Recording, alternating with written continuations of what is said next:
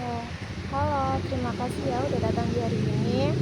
Sebelum kita lanjut, aku mau pastikan dulu nih, kamu dalam kondisi nyaman gak ya buat ngobrol hari ini? Iya, lumayan nyaman. Oke, terima kasih sudah jujur. Di sesi sebelumnya kita kan sudah ngobrol ya tentang kebiasaan kamu yang sering kepikiran terus, dan terutama soal sekolah sama penilaian orang lain. Hari ini kita fokus ke pikiran-pikiran yang sering muncul waktu kamu mulai overthinking.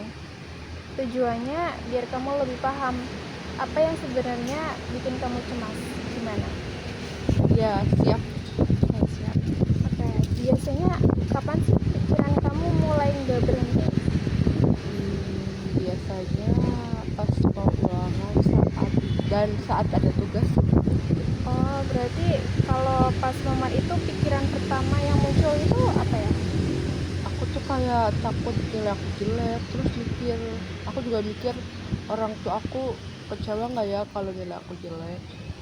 Jadi saat ada tugas atau ulangan yang langsung muncul di pikiran kamu tuh kayak ketakutan sama eh, apa yang ketakutan sama apa yang kamu lakuin itu ya, kayak bakal gagal dan mengecewakan orang tua. Iya. Jadi aku mau kita coba pelan-pelan ya. Waktu kamu mikir kalau nilainya jelek, orang tua bakal kecewa, gimana perasaan kamu? Cemas sih, biasanya juga takut. Aku tuh juga jadi kepikiran loh. Jadi kepikiran terus orang tua bakal kecewa nggak ya nanti sama aku. Hmm, kalau kamu kalau kamu kasih nilai dari 0 sampai 10, seberapa kuat rasa cemasnya itu? Mungkin 8. 8. Nah, sekarang aku mau tanya, pikiran orang tua pasti kecewa itu muncul otomatis atau kamu sengaja mikir kalau ya ini udah pasti sih orang tua bakal kecewa, atau gimana? Biasanya muncul sendiri loh, bu, kayak rasa gitu setiap kali aku ada ulangan pasti aku kepikiran orang tua bakal kecewa nggak ya kalau misal aku nggak dapat nilai apa yang mereka inginkan. Jadi itu yang kita sebut pikiran otomatis ya.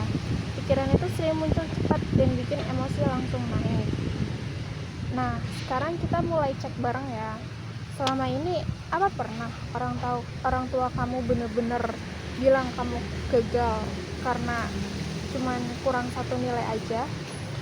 Sebenarnya mereka nggak ngomong sih, bu, tapi kadang takut aja, takutnya mereka apa ya, kayak pokoknya overthinking aku tuh kayak jadi apa Takut ya. mereka gagal, takut mereka kecewa gitu ya. Iya. Berarti pikiran itu kayak lebih ke ketakutan, bukan fakta yang sebenarnya kejadian.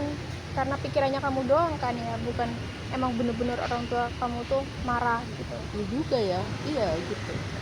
Ya, kalau misal ada teman kamu yang dapat nilai jelek satu kali, menurut kamu dia gagal atau enggak? Enggak sih, kan kemampuan dia cuma segitu. Ya, menarik sih. Ke orang lain kamu bisa lebih pengertian, tapi ke diri kamu nggak bisa ya, malah keras banget. Iya.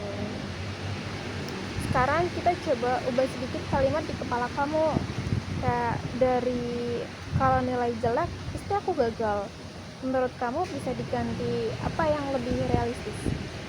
Mungkin satu nilai jelek nggak nentuin semuanya. Nah, itu bagus ya. Kalau kamu ulang pelan-pelan kalimat itu, satu satu nilai jelek nggak nentuin semuanya. ya gimana rasanya dibanding kalimat sebelumnya? Lebih ringan sih.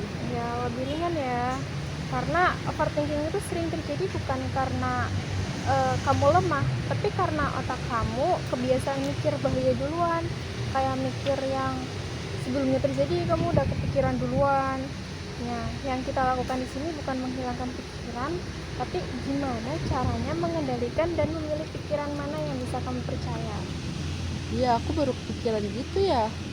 Ya, sebelum gitu. Jadi sebelum kita akhiri sesi hari ini, aku mau kasih latihan kecil ya. Setiap kali kamu mulai kepikiran berlebihan, Coba kamu tulis situasi apa, situasinya tuh lagi ngapain, terus yang kedua, pikiran apa yang muncul pas lagi kamu mulai overthinking itu.